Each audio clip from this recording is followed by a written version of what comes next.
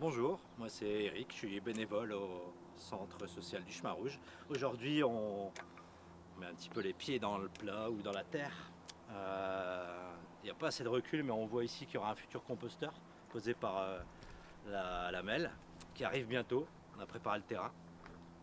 Et aujourd'hui on est avec d'autres bénévoles et d'autres personnes. Là on est occupé de faire créer une lasagne en permaculture.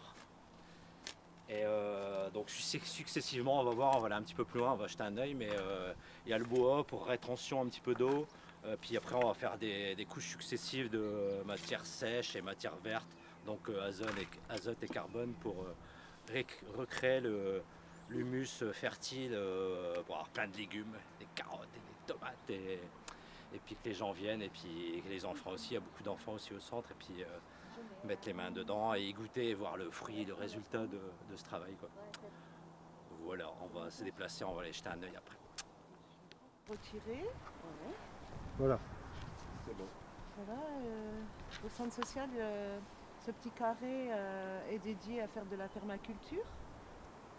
Y nous, aujourd'hui, vamos a trabajar lo que se s'appelle les lasagnes a nivel permaculture, que se fait des couches avec des matières végétales. Chaque couche il fait son métier particulier de décomposition et nourrir les légumes ou les plantes que se van a mis en dessous. Et c'est très intéressant parce qu'ici, il n'y a pas besoin de retourner la terre comme normalement ou habituellement le fait la gens retourner la terre, aérer la terre, lorsque ça s'appelle. Et le problème de la permaculture, non c'est pas beau retourner la terre parce que tous les micro-organismes qui sont à l'intérieur sont à tendance à mourir, à décéder. En la permaculture, que c'est l'idée tout naturelle possible, sin engrais, de travaux plus à la main, que se fait en la permaculture. Et quelles sont les différentes couches du coup que vous allez mettre Normalement, la première matière, ici, on a mis la géotextile, parce que le sol ne c'est pas un petit peu, il y a des minéraux un petit peu lourds pour planter. Et c'est pour faire un petit peu l'isolation entre la terre et le potager. Après, la deuxième couche, c'est des bois coupés, des branches, des matières de bois. La deuxième couche, c'est carton. Éviter un petit peu les crônes et les publicités qui normalement arrivent à les cartons. Ahora maintenant, les cartons d'aujourd'hui, les crônes, c'est à base de l'eau. N'est pas problème comme avant, qu'il y avait plein de synchrone qui étaient un petit peu pollués pour la santé. Et après, la troisième couche, ce que s'appelle fumier ou partie del compost. Ici, il n'y a pas de fumier parce qu'il n'y a pas d'animaux. Se fait des parties qui sont récupérées de l'ancien composteur. Après, la quatrième va faire comment ça s'appelle? Del foie. De l'air. Recién coupé. Et après, vamos a mettre des branches, un petit peu de terre. Et à la fin, vamos a mettre de la paille. Depende de la saison, normalement, s'utilise des feuilles secs. Pero maintenant, il y a passé l'automne, c'est difficile à trouver. Il va remplacer un petit peu les branches. Donc tu dis des fruits secs. Non, Non, des feuilles secs, pardon. Et après, tu laisses les reposer un petit peu. Le climat, c'est un petit peu bizarre et peut-être plus gelé. L'idée, c'est faire les lasagnes et planter maintenant. L'idée, c'est que fait un petit peu de composition pour préparer pour la fin d'avril ou mai, après del sanglace que dit. Puis c'est mieux. C'est Le mieux, mélange ouais. sera. Parce qu'ici au nord, c'est le souci du climat. Bonjour, moi je travaille avec la mairie au service urgence écologique, je suis stagiaire dès la mi-temps. Et en fait je tiens un stand de teinture végétale. C'est des teintures que j'ai fabriquées moi-même avec uniquement des produits qu'on peut tous avoir dans notre cuisine. Donc le principe est hyper simple, en fait il suffit de faire cuire des éléments qu'on trouve dans notre frigo de saison. En fonction des saisons, on peut choisir ce qu'on a. Donc moi j'ai utilisé de la betterave, du chou rouge, des épluchures d'oignons jaunes, des épices, paprika et cumin. J'ai utilisé aussi des fans de carottes. Donc ce qui est sympa, c'est qu'on peut réutiliser ce qu'on ne consomme pas. Les épluchures d'oignons, on n'en fait rien, les fans de carottes non plus. Et en fait, en cuisant tout ça dans de l'eau, pendant 1 heure, à peu près à petit bouillon, on obtient de l'eau de cuisson qui va prendre les pigments des aliments. Donc là, par exemple, c'est de la betterave. Ça nous permet d'obtenir une teinture qui va tenir pas mal sur les tissus en fonction de la préparation du tissu. Pour que ça tienne bien, il faut également préparer le tissu. Donc les couleurs ressemblent à l'élément qu'on utilise en cuisson. Par contre, ce que j'ai fait aussi pour expliquer au public, c'est une palette, parce qu'en fonction de ce qu'on va utiliser comme modificateur de pH, on va obtenir des couleurs différentes. Par exemple, là où c'est vraiment marqué, c'est sur la colonne où j'ai utilisé que du chou rouge. Et ben en fait, en haut, on obtient un bleu foncé avec le chou rouge nature. Et si on mélange du chou rouge avec du bicarbonate de soude, qu'on peut souvent utiliser aussi en cuisine ou pour fabriquer ses produits ménagers, on obtient du vert. Si on mélange du chou rouge nature avec du citron, on obtient du violet. Et de la même façon, pour les autres éléments, la betterave, elle change de couleur en fonction de ce avec quoi on mélange. L'oignon, pareil, etc. etc. Alors, pour réaliser les teintures, une fois que vous les avez fabriquées, il va falloir préparer le tissu à recevoir la teinture. Et pour que le tissu fixe la couleur, on ne peut pas l'appliquer sans rien préparer. Donc, hyper important, on ne peut pas utiliser de tissu synthétique parce qu'en fait, ils sont traités avec des produits chimiques et qui n'accrochent pas la couleur. Donc, il faut utiliser soit du coton, soit du lin, soit de la laine, soit de la soie, mais bon, on n'a pas tous de la soie à teindre à la maison. Donc, un vieux t-shirt, ça fait bien l'affaire. Un morceau de tissu pour faire un drapeau, ou un fanion, ou une décoration quelconque. Donc, pour préparer le tissu, il va falloir le mordancer. Donc, mordancer, ça veut dire appliquer un mordant. Le mordant, une fois qu'il est en contact du tissu, il va venir attraper les pigments et les fixer. Donc le mordançage le plus simple à faire, c'est de tremper votre tissu blanc ou très clair dans un mélange de 3/4 d'eau et 1/4 de vinaigre. Donc, du vinaigre blanc classique ménager ou voilà, peu importe le degré du vinaigre. Une fois qu'il est mordancé, il va venir attraper les pigments comme il faut. Ça, c'est l'étape importante, et utiliser des tissus naturels. Après, ce qui est marrant aussi à faire, c'est de jouer avec les teintes et les couleurs. Donc là, pour l'exemple, là j'ai pris le chou rouge qui marche super bien au naturel.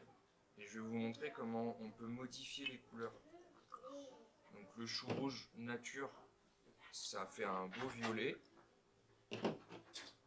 Et quand on modifie le pH du chou rouge, eh ben, ça va complètement changer la couleur. Donc là, on a les 3 couleurs pareilles. Chou rouge plus vinaigre. Hop, je mets la dose pour qu'on voit bien la réaction. Et chou rouge plus bicarbonate. Hop.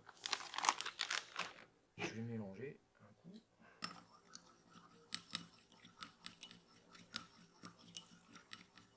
Hop.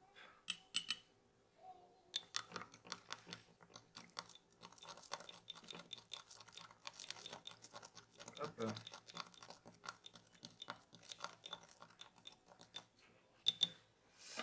Donc là, je sais pas si on voit bien, mais on a obtenu une couleur complètement différente du départ.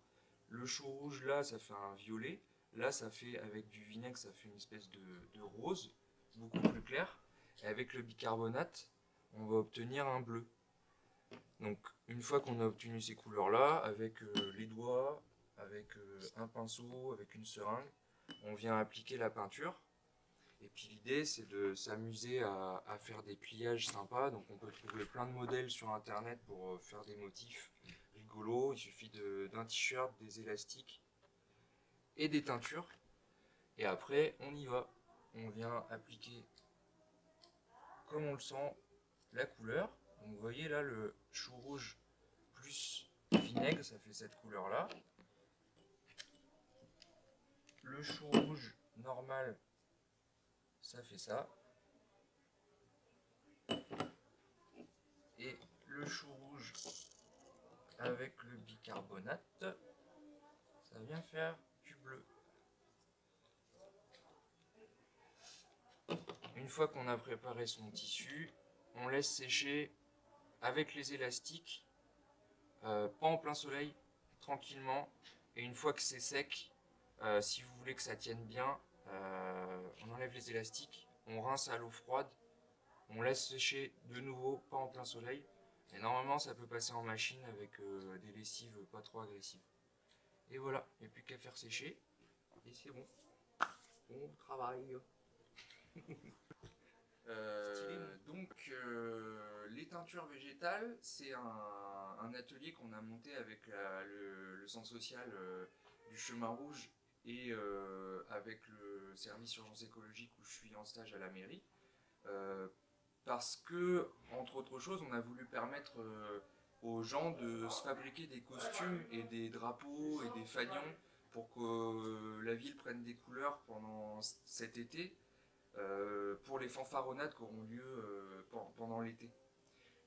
Histoire qu'on fasse tous la fête et que ça soit plein de couleurs. On a aussi pensé au service écologie à organiser un concours de végétalisation des façades. Et comme ça fait partie des objectifs de notre service à la mairie de végétaliser les façades, atelier création de jardinières à faire soi-même. Pour faire le lien avec les teintures, en fait, on s'est rendu compte que les teintures végétales, elles permettaient de colorer nos jardinières. Ça tient plutôt pas mal, à voir avec le temps, mais ça marche. Alors, notre jardinière, on l'a fabriquée qu'avec de la récup. C'est une palette que j'ai trouvée dans la rue, que j'ai démontée et que j'ai découpée. Il nous faut quelques outils pour fabriquer ça. Il faut donc du bois, une scie, perceuse visseuse, des vis. Je vais montrer aussi qu'il va falloir utiliser de la bâche étanche, une agrafeuse murale, des billes d'argile, du géotextile et qu'est-ce que j'oublie encore, du terreau et un morceau de tuyau également pour faire le système de trop-plein. Alors pour fabriquer la jardinière, on va commencer par la structure en bois. C'est tout simple, j'ai commencé par poser deux petits morceaux de planche sur ma table, faire le premier côté. Donc j'ai posé deux petits morceaux de planche sur la table, deux morceaux de tasseau, j'ai vissé et j'ai eu mon premier côté. Astuce très importante, surtout avec du bois de palette qui est bien sec. Alors là c'est une palette non traitée, donc c'est encore mieux, on va dire pour l'environnement et pour pas se retrouver avec des produits chimiques sur les mains. Astuce super importante, pour éviter que le bois casse et que la vis ne tienne pas, il faut pré-percer. C'est-à-dire qu'on marque l'endroit où on va poser la vis, avec un crayon par exemple, on vient pré-percer, et ensuite seulement on vient poser la vis. Ça permet de démonter plus facilement quand on fait une erreur, et en plus ça évite que le bois éclate. J'ai fait le test, ça permet, on gagne pas du tout de temps à éviter de pré-percer, parce que ça fait tout péter. Donc une fois qu'on a notre premier côté, on va faire le deuxième côté, on les pose verticalement sur l'établi, on vient faire l'arrière, on pré-perce, on visse, on utilise des petits tasseaux, et puis on vient mettre la façade ou le fond selon ce qu'on a envie. Pourquoi notre façade on l'a fait déborder comme ça? En fait c'est pour faire un effet tiroir, comme une façade de tiroir quoi. Et l'objectif c'est que ça soit, qu'en fait on végétalise les façades des maisons de la ville, et que ça vienne se poser sur un rebord de fenêtre. Pourquoi on fait déborder ça? Parce qu'en fait l'idée c'est de venir fixer la jardinière dans le mur, suffit de percer, de venir mettre une cheville dans le mur et de venir visser à travers, ou avec des chevilles à frapper ou d'autres systèmes. Ça permet d'éviter de se faire piquer sa belle jardinière si elle est vraiment très belle. Et puis ça permet d'éviter qu'elle tombe également si jamais l'appui de fenêtre il est un peu en pente. On peut jouer aussi avec le bois ou les pieds pour essayer d'avoir une jardinière horizontale si l'appui de fenêtre il est un peu penché. Alors, une fois qu'on a fabriqué la structure, je vais vous montrer comment c'est fait à l'intérieur. Donc j'ai fait de la fausse terre pour pouvoir le montrer. Donc, avant de mettre le terreau, on a mis le géotextile, les billes et la bâche. Alors, le premier truc à faire, c'est de poser la bâche étanche à la graffeuse murale à l'intérieur. C'est pas trop compliqué. On vient poser la bâche pour que ça soit bien étanche, pour qu'en fait on ait une réserve d'eau pendant les sécheresses qui s'annoncent et puis les étés, et qu'on n'ait pas forcément besoin de s'occuper de la jardinière tout le temps et que ça tienne bien. Après avoir mis la bâche, on vient mettre des billes d'argile. Ouais. On vient mettre des billes d'argile à l'intérieur de la jardinière. Donc en gros, on va mettre à peu près un tiers de la hauteur, un quart de la hauteur de la jardinière en billes d'argile. Faut pas grand chose là sur une jardinière qui fait 20 cm de haut, j'ai mis 3-4 cm de billes d'argile. L'astuce super importante, c'est de venir percer la structure à la limite entre le haut des billes et la terre. Pourquoi? En fait, c'est que quand on va arroser notre terre, l'eau elle va traverser le géotextile et elle va venir se mettre dans la réserve. Et si on a trop d'eau, eh ben, on met un tuyau et ça permet de faire un trop-plein. Le tuyau, je l'ai fait passer à l'intérieur ici. J'ai mis un petit peu de silicone. On peut utiliser du mastic, ce qu'on a. Et on le fait repasser sous la jardinière pour que ça vienne couler vers le côté rue. Ça, c'est le côté un peu technique, mais c'est hyper utile pour éviter qu'il y ait trop d'eau et que les plantes soient détrempées. C'est pas terrible non plus pour elles. Une fois qu'on a mis nos billes et notre tuyau, on vient mettre le géotextile.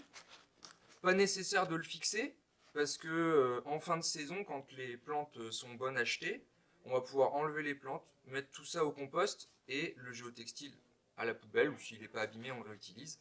Et en fait, si on ne le fixe pas, les racines vont prendre et fixer la terre, et on va pouvoir tout enlever d'un bloc et réutiliser notre jardinière l'année d'après. Une fois qu'on a posé notre géotextile, on vient poser la terre, alors pas en polystyrène, de la vraie terre c'est mieux, du terreau, et planter ce qu'on a envie en fonction de l'orientation du soleil, côté rue, des fleurs, des légumes, des plantes aromatiques, ce qu'on a envie.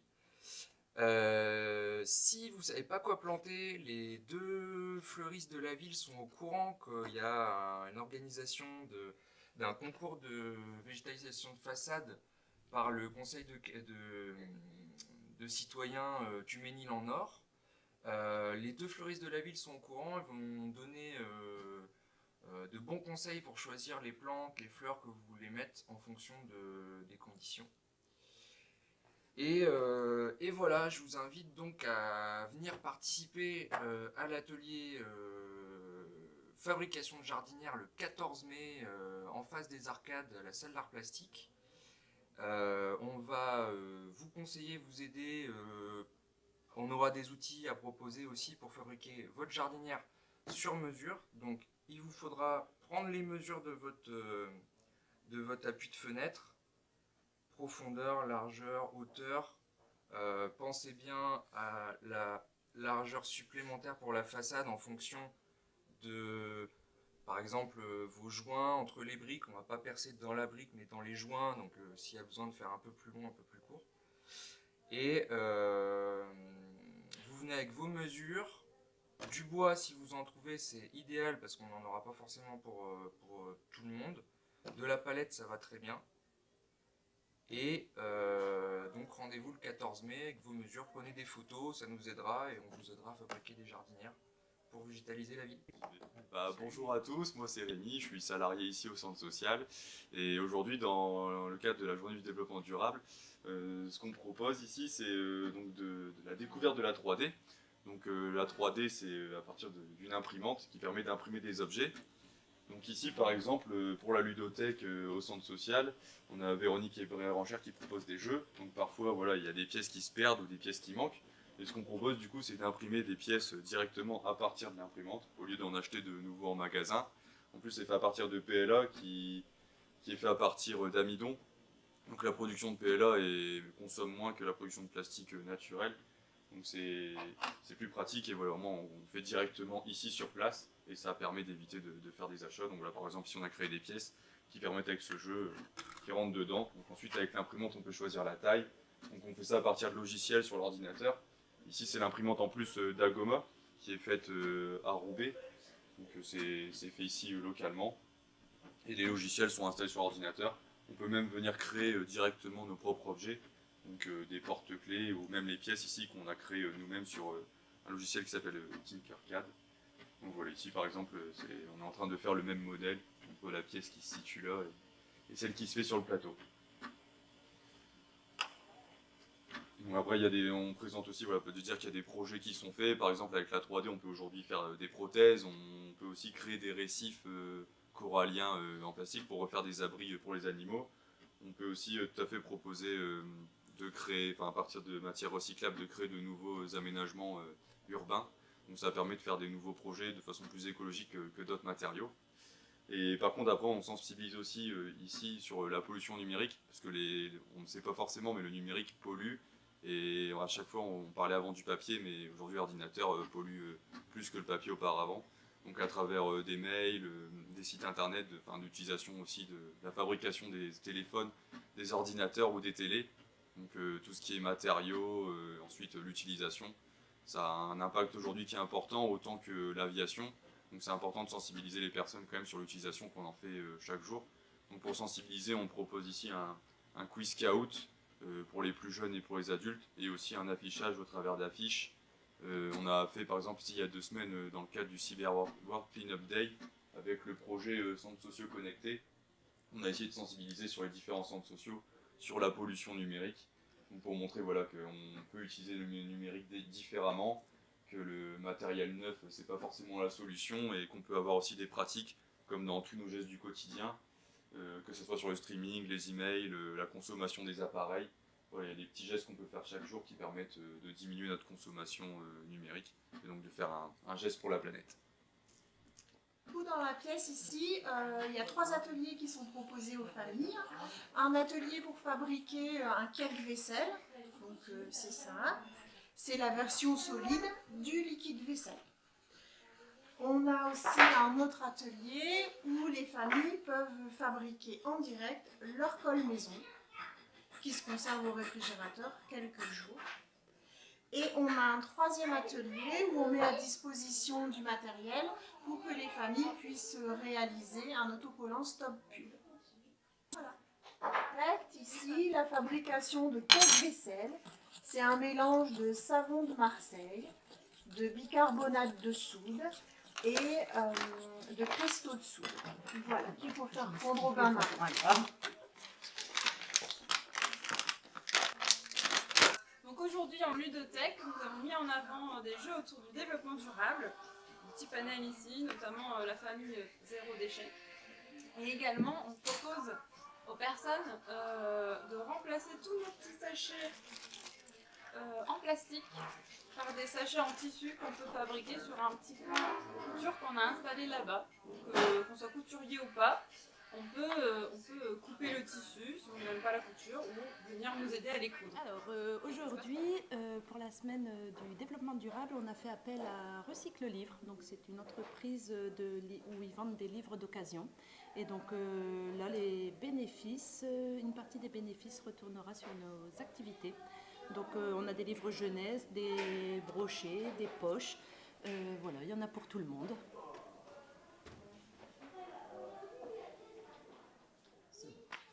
Bonjour, je suis Jean-Luc Vandeweghe, président de l'association Eurosport qui a été créée en mars 2021 et qui vient d'ouvrir sa recyclerie ici à Faches-Tuménil le 21 janvier dernier, au 75 rue Ferrer à Faches-Tuménil. Aujourd'hui, on a été gentiment invité par le centre social du Chemin Rouge dans le cadre de la semaine du développement durable. Et là, c'est la journée du développement durable ici au centre social. On vous propose des articles de sport de seconde main pour leur donner une seconde vie. Ici, on a un échantillon. Alors évidemment, on a beaucoup plus de produits à la recyclerie.